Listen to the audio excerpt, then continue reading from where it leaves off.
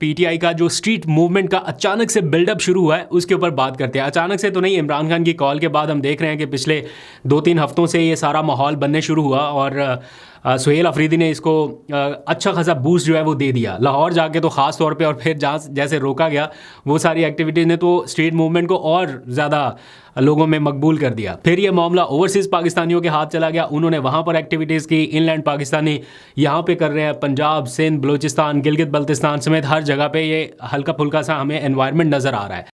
अब इसको अगले स्टेज पे ले जाने के लिए छोटी बड़ी सारी लीडरशिप अब ये कोशिश कर रही है कि ये मुहिम जो है गली मोहल्ले के लेवल तक चली जाए।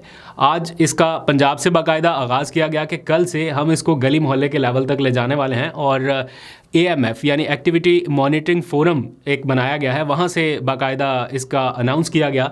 आलिया हमज़ा की जानिब से ट्वीट भी किया गया और उन्होंने बताया कि अब हम ये नॉन स्टॉप मुहिम जो है वो शुरू करने जा रहे हैं। तो देखते हैं कि कहाँ तक ये मामला जाता है, जबकि हुकूमती हलकों में ये कहा जा रहा है कि अगर मुज़ाकरात या बातचीत की तरफ आना है तो ये वाला सिलसिला सारा रोकना होगा, 8 फरवरी की कॉल वापस लेनी होगी और फिर मुज़ाकरात आगे बढ़ सकते हैं। आज कुछ मुलाकातें भी हो रही हैं, उनके बारे में भी आपको बताना है, लेकिन पहले ज़रा सा आपको बता दूं कि तहरीक तहफ़्फ़ुज़ आईन पाकिस्तान भी इस सारे मामले में शामिल होगी। स्ट्रीट मूवमेंट वाला सारा मामला है ना, वो सिर्फ मुज़ाकरात की तरफ जोर नहीं दे रहे, वो भी इसको ज्वाइन कर चुके हैं। पंजाब का रुख कर रही है GT रोड के ज़रिए, वो मैंने कल बताया था, लेकिन पूरा शेड्यूल अभी रहता था बताना, तो पूरा तो नहीं लेकिन कुछ तफसीलात मौसूल हुई हैं कि कैसे कैसे ये सारी GT रोड से स्ट्रीट मूवमेंट चलेगी, वो आपको मैं जल्दी से बता देता हूँ। इस्लामाबाद से लाहौर तक का ये सफ़र रहेगा। 8 जनवरी को इसका बाकायदा आगाज़ होगा। 3 रोज़ का ये पूरा दौरा है, जिस दौरान ये पंजाब असम्बली भी जाएंगे। वो कह रहे हैं कि भाई सुहेल अफरीदी तो हो के आ गए, अब हमारी बारी, हमने भी जाना है। तो वो पंजाब असम्बली जाएंगे, मीनार पाकिस्तान जाएंगे, लेकिन शुरुआत कहाँ से होगी? इस्लामाबाद से वाया GT रोड ये लाहौर की जानिब निकलेंगे। 4 मुख्तलिफ मकामात पर इनका इस्तकबाल होगा, कारकुनान आगे इकट्ठे होंगे, गुजरात, गुजरावाला, शाहदरा और फिर लाहौर में एंटर होंगे, वहाँ पर भी होगा। तो ये मत कहिएगा कि मैंने कोई प्लान इनका वो लीक आउट कर दिया है। एक्चुअली ये चीज़ें जो है ये पहले से सबको पता होती है, क्योंकि कारकुनान ने कहाँ कहाँ पर इस्तकबाल करना है ये मालूमात पहले से बता दी जाती है, तो सबको पता होती है। कारकुनान तक जाती हैं, दैट मीन्स कि ये सब जगह पे आहिस्ता आहिस्ता डिसमिनेट होना शुरू हो जाएंगी। और बहुत सारी इन्फॉर्मेशन है, वो फिर वक्त के साथ साथ आपको आगाह करते रहेंगे।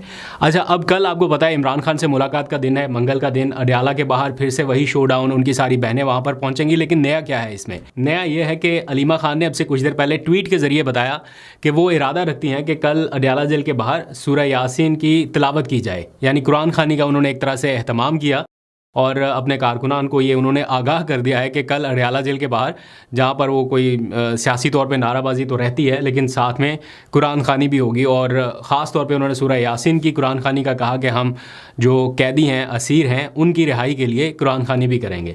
तो देखते हैं कि कल वहाँ पर क्या माहौल होता है और किस तरह से लोग वहाँ पर पहुँचते हैं, क्योंकि कॉल दी गई है कि ज़्यादा लोग वहाँ पर पहुँचे। तो रुकावटें तो होंगी लेकिन समहाउ लोग पहुँच जाते हैं। तो आने वाले जो दिन हैं अब इनमें सियासी एक्टिविटीज़ आपको बहुत ज़्यादा तेज़ नज़र आएंगी, क्योंकि 7 जनवरी को आपको पता है कौमी कॉन्फ्रेंस का इनेकाद करने जा रही है ये कौमी मुज़ाकराती कमेटी। बाय द वे, तहरीक तहफ़्फ़ुज़ आईन पाकिस्तान ने तो इनकार कर दिया था ना कि वो नहीं जा रहे इस कमेटी में शिरकत करने के लिए, क्योंकि वो समझते हैं कि इनके पास इख्तियार नहीं है। तो क्या PTI जाएगी, ये क्वेश्चन अभी बाकी था। तो मैंने बैरिस्टर गौहर से अभी थोड़ी देर पहले रब्ता किया, उनको मैंने मैसेज किया कि क्या PTI जा रही है इस कॉन्फ्रेंस में शिरकत करेगी या नहीं करेगी। तो उन्होंने एक लफ्ज़ में जवाब दे दिया कि नो सर, हम नहीं जा रहे।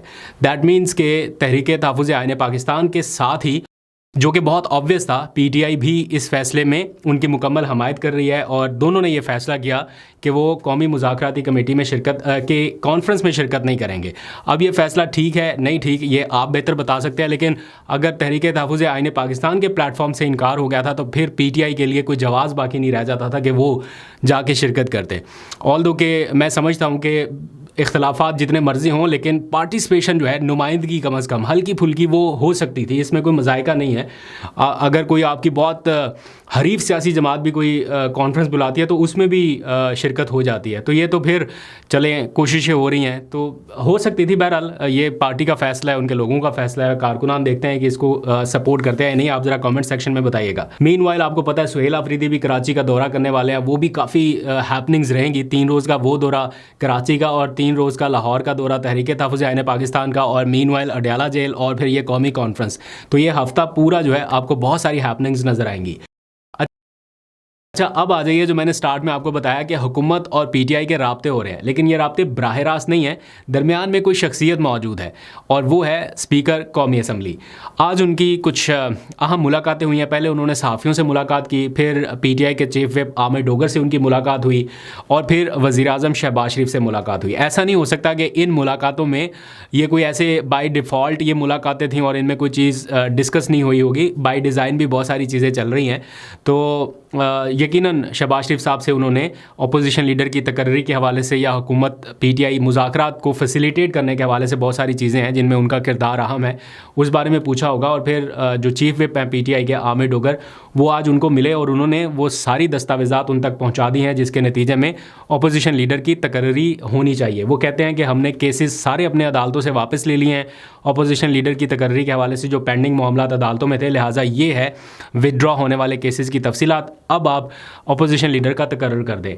तो स्पीकर कौमी असम्बली कह रहे हैं कि हम इसकी तकर्री का बाकायदा प्रोसेस अब जो कौमी असम्बली का इजलास होगा उसके पहले सेशन से कर देंगे। दैट मीन्स अगर पीटीआई कामयाब हो जाती है महमूद अचकज़ई को अपोजिशन लीडर बनाने में, तो ये पहला बड़ा सीबीएम हो सकता है हुकूमत पीटीआई मुज़ाकरात के हवाले से।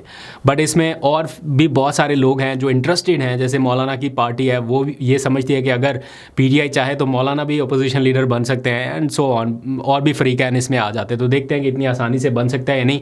प्लस स्पीकर कौमी असम्बली और महमूद अचकज़ई की आपस में कोई ताल्लुकात भी को बहुत नहीं है। महमूद अचकज़ई साहब स्पीकर को काफ़ी क्रिटिसिज्म का निशाना बना चुके हैं उनकी बहुत सारी बातों को लेके, तो इसलिए भी थोड़ा सा मामला लटक गया। आखिर में जाते थोड़ी सी बात इंसाफ कार्ड की। एक तो है इंसाफ सेहत कार्ड, लेकिन एक और कार्ड आ रहा है इंसाफ फीमेल एजुकेशन कार्ड, और ये कार्ड दिया जा रहा है खैबर पख्तूनख्वा की इंटरमीडिएट तालिबात को। 5500 के करीब तालिबात है, 55,000 सॉरी, यस 55,000 के करीब तालिबात हैं जिनको ये कार्ड दिया जा रहा है।